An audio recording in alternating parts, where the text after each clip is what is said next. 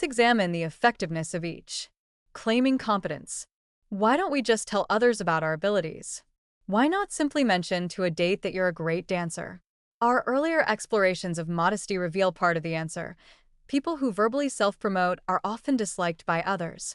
A second reason we rarely boast about our abilities stems from the commonly held belief that truly competent people don't need to claim it. Hence, boldly stating our contributions to a job-related success can imply that our role may actually have been relatively unimportant. Because self-promoting statements can come across as immodest and are only marginally credible, they may harm professional success. Verbal declarations of competence are less problematic, however, when they are invited.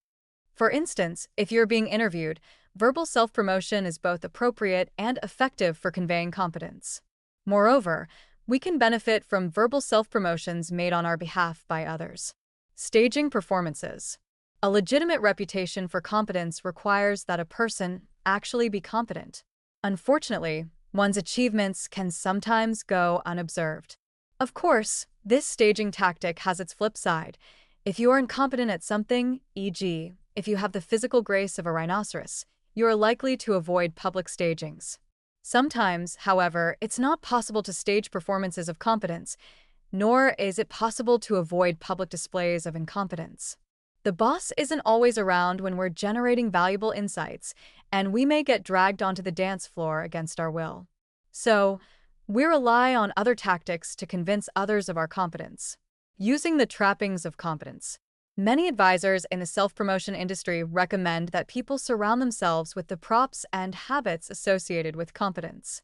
For instance, self-promoters are advised to look busy by writing frequently in their calendars, taking a while to return phone calls, or carrying cellular phones and pagers, because very successful individuals usually have little free time on their hands. Making excuses. People often generate excuses after poor performances. Indeed, they may even make excuses before performing, alerting their audience to potential obstacles that could affect success. Although many times such excuses are valid, at other times they serve less to explain poor performance than to make the excuse makers feel better about their performances and influence the way they are viewed. Making excuses and claiming obstacles may shield us from images of incompetence following failure and create images of competence following success.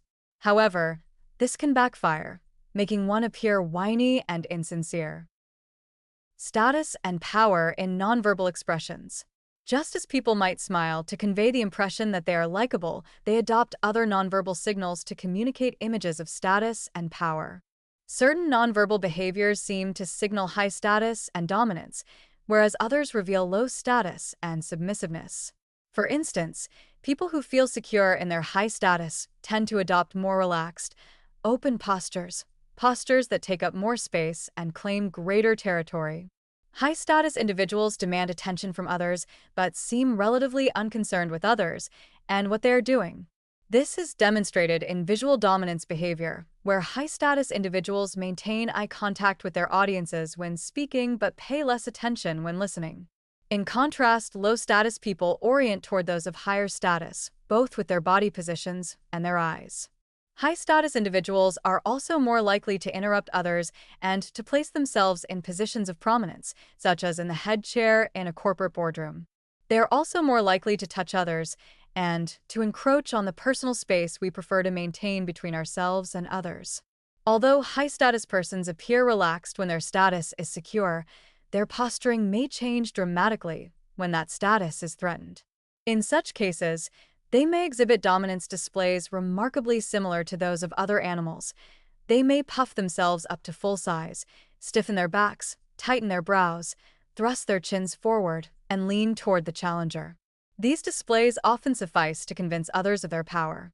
For some, the image of status and power is so important, and the fear of being seen as weak so great, that they resort to actual aggression to communicate their power. When people worry that simply putting their best foot forward might not be enough to achieve their goals, they may be tempted to manufacture false presentations through the strategies mentioned and more. In one way or another, we attempt to present ourselves in the best possible light. The most advantageous strategy is to recognize your dishonest self-presentation modes, such as using the trappings of competence, and learn to be authentic. We will explore more about establishing your personal brand through a credible and authentic self in the next unit.